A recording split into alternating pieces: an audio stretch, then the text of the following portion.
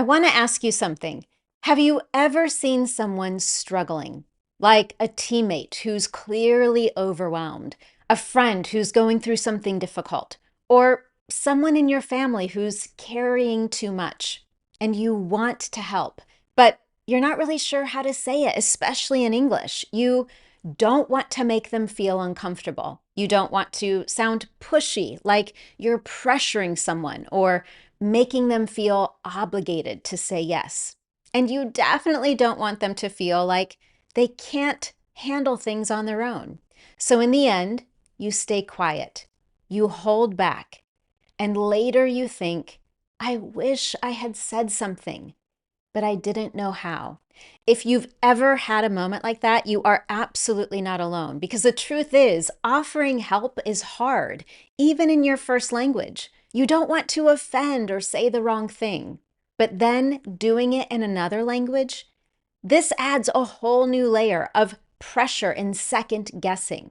And that is exactly what we're going to work through today. In this lesson, I want to show you how to offer help in English in a way that feels clear, kind, and never pushy.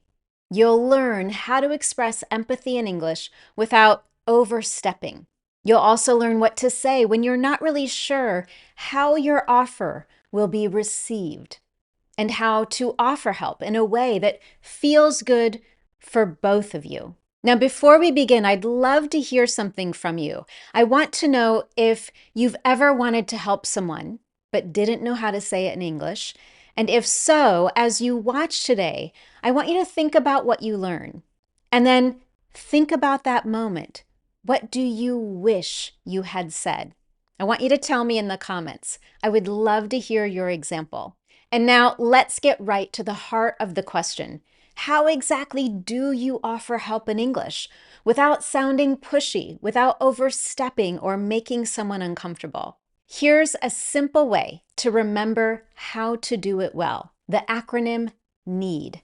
It's a 4-part approach that you can use to offer help in a way that's clear, kind, and culturally appropriate in English-speaking environments. This acronym stands for Notice, Empathy, Express, and Do. Each one of these helps you do something important. They help you pay attention to the other person's situation. Then they show that you care without making any assumptions. This also helps you use specific, respectful language. And most importantly, you learn how to follow through with meaningful action. So let's start with the first step, notice, and the language that you need. This is all about paying attention before you actually speak and offer help. The truth is, at least for me, sometimes we rush to offer help too quickly because we feel discomfort or we assume that someone wants that support. But this can actually backfire, especially if the other person isn't ready to receive help, or if it makes them feel like they're being watched, judged, or doubted. That's why this first step is so important. So before you offer anything, pause and observe. Ask yourself, what's really happening in this situation? Is this person actually asking for help, or do they just need space? What kind of help might feel useful rather than intrusive? And how can I be supportive without jumping in too fast? In other words, don't lead with a solution. Start by getting curious, be present, and look for subtle, small signals. Let me give you an example of how we might do this with a scenario and the language we need. I want you to imagine that you have a manager who looks overwhelmed at work. Imagine that she's trying to coordinate an upcoming event, and you can see that she's juggling emails, calendars, vendor details, everything all at once. Instead of saying, "Do you need help with that?" which can feel vague, unclear, and maybe make her feel incapable, you could say, "I noticed you're handling a lot of moving parts for the event. How are you managing everything right now?" This does two things. Number one, it shows that you're paying attention without pushing, and it opens the door to a real conversation. if she wants to ask for help or if she's open to it. And that's the goal of notice. It's not about fixing anything right away. It's about tuning in before stepping in. And now, step number 2 is empathy, showing that you care without making it about you. Once you've noticed that someone might need support, this is where we need empathy. And here's the key. Empathy doesn't mean jumping in with advice or saying, I know exactly how you feel. Instead, empathy means slowing down and showing that you see what the other person is going through without making any assumptions about how they feel. A great way to do this is to ask thoughtful, open-ended questions. Not questions that pressure or questions that lead, like, you're really stressed, aren't you? Or, you need help with that, right? Those kinds of questions make assumptions and they can feel intrusive or put pressure on the other person to agree with you. Instead, we want to focus on neutral questions that gently invite the other person to share if they want to. And here are some great examples. First, we can use a soft approach, and this is great when you're not really sure if help is needed. You could start with, how's your day going? You seem just a little distracted. Or, how are you managing with everything on your plate right now? These are low-pressure questions. They don't assume anything is wrong. They simply make space for the other person to share with you if they want to. A second approach is an available approach, and this is when you want to understand their needs. For example, you might ask, what would make this week feel a little easier for you? Or, is there something specific I could take off your plate? These questions are especially useful in professional situations because they focus on clarity and shared support without sounding overly emotional or personal. And a third approach is direct and considerate. This is perfect for people you know well. For example, you might say, just to make sure I understand, would help with, and then name a specific situation, be useful right now? Or, am I right in thinking that, and then you might name a specific task, is the main thing that feels heavy? These kinds of questions work really well when there's already trust and when you want to clarify what is needed before acting. Again, let's take a look at a scenario of how we might use this in a real conversation. And this time, imagine you have a coworker going through a divorce. This is someone that you've worked with closely, and there's maybe a particular day or week when you know that something is off, but she hasn't really said anything about it. In this case, a direct offer to help might be too much too soon, but empathy opens the door. So you might say, it seems like you have a lot on your plate right now. I can't imagine what you're going through, but if there's something I can take off your hands, I would love to help. With an example like this, you're not pushing and you're not pretending to understand exactly how she's feeling.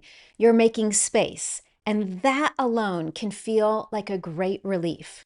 Again, empathy is not about solving the problem. It's about respecting someone's space while showing that you care.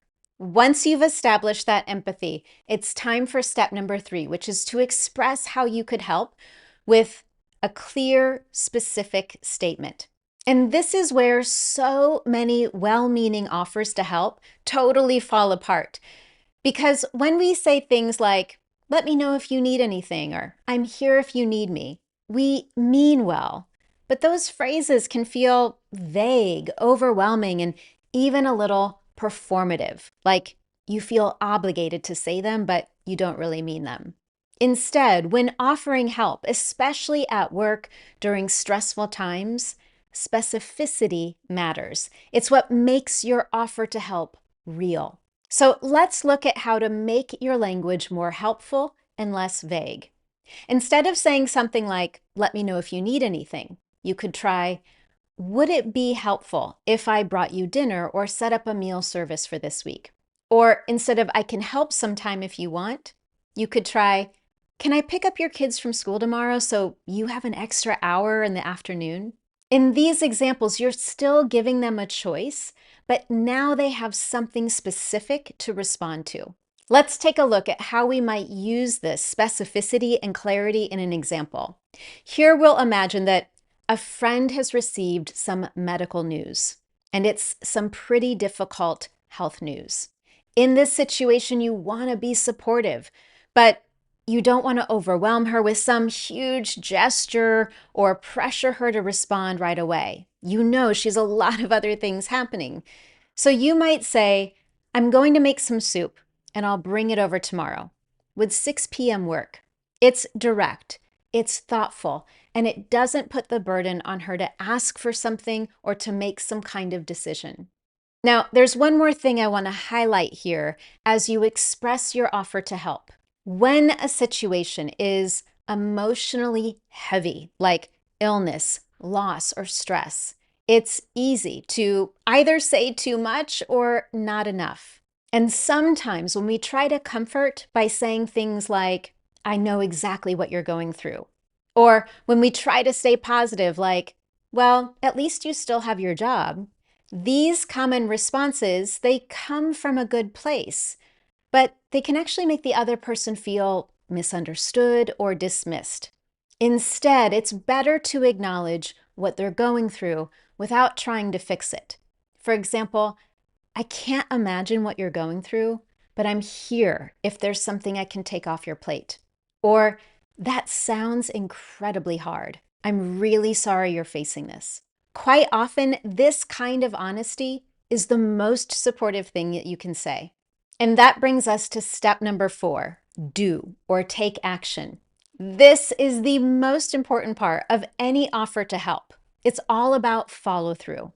Because even when you've noticed, even when you've shown empathy, even when you've said all the right words, none of it matters if the offer never becomes real action. This is where the support happens, not in the promises, but in actually doing what we say. And in English, this is also where your language matters the most. Because how you talk about your actions, how you offer them, how you check in, how you follow through, can either build trust or unintentionally create pressure. So let's take a look at a few common moments where taking action might feel tricky, and we'll talk about the phrases that help you follow through with care. In this case, I want to look at 3 different circumstances to highlight the kind of language we can use. In circumstance number 1, I want you to imagine that you're talking with someone who is sensitive about receiving help. Some people, especially in an emotional or vulnerable moment, don't want to feel like they need help. So your language should make your offer feel collaborative or low pressure. For example, instead of saying, you clearly need help, let me take this on, or let me take care of this, you could try, you helped me last month, and I'd love to return the favor. Or you could say something collaborative like, I've never done this before either, but do you want to prep together and figure it out as we go? These phrases make the action mutual, not charity. In the second circumstance, let's imagine a professional setting. You're at work, and in this case, helping can be delicate. You don't want to imply that someone is failing. Instead, we want to use phrases that show respect and initiative. In this case, you could say something like, feel free to say no, but I'd be happy to handle the research if that would take something off your plate. Or, I've worked on something similar before. Would it help if I shared a few templates or ideas? These are both examples of direct support without overstepping boundaries. And then in this third circumstance, I want you to imagine a situation when words are not enough. Sometimes the most supportive thing that we can do isn't another offer to help. It's a quiet, thoughtful action. But even then, the way that you talk about that action still matters. For example, you might say, I went ahead and booked the reservation for Friday. I figured I would save you one decision. Or, I picked up the report from the printer while I was there. I hope that helps. And here's one more. No need to reply now. Just wanted to let you know that my offer to help still stands. These are small verbal gestures that show that you're thoughtful, clear, and not expecting anything in return. The goal here is to be real, to speak with care, and to back up your words with quiet, meaningful action. So now let's do a quick recap. When you want to offer help in English without sounding pushy or making someone feel uncomfortable, remember the acronym NEED. N for notice. Slow down, pay attention, and look for cues before stepping in. Then E for empathy.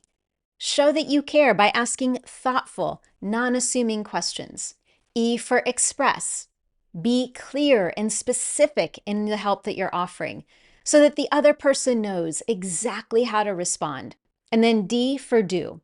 Follow through with meaningful action and use language that makes it feel supportive, not overwhelming. Following these steps will help you express your care and your desire to help clearly, kindly, and confidently in English. And now, I want to go back to a question I asked you earlier. Again, I want you to think of a time when you wanted to offer help, but you weren't sure how. Based on what we've talked about today, what do you wish you had said? Share your response with me in the comments. I'd love to see the language that you're working on. And one more thing, if you sometimes struggle with the opposite situation, those situations when you need help, but you're not really sure how to ask for it, I've got a full lesson on that. It's called Professional Ways to Ask for Help with a 4-step formula. In that lesson, I walk you through exactly what to say in meetings, emails, and conversations so that you can ask for support without sounding unprepared or uncertain. I'll share a link to that lesson in the notes below the video so that you can watch it next. Thank you so much for joining me in this lesson today, and I hope that you found it helpful. If you did, please let me know by giving this lesson a thumbs up here on YouTube and subscribing so you never miss one of my Confident English lessons. Thanks again, and I look forward to seeing you next time.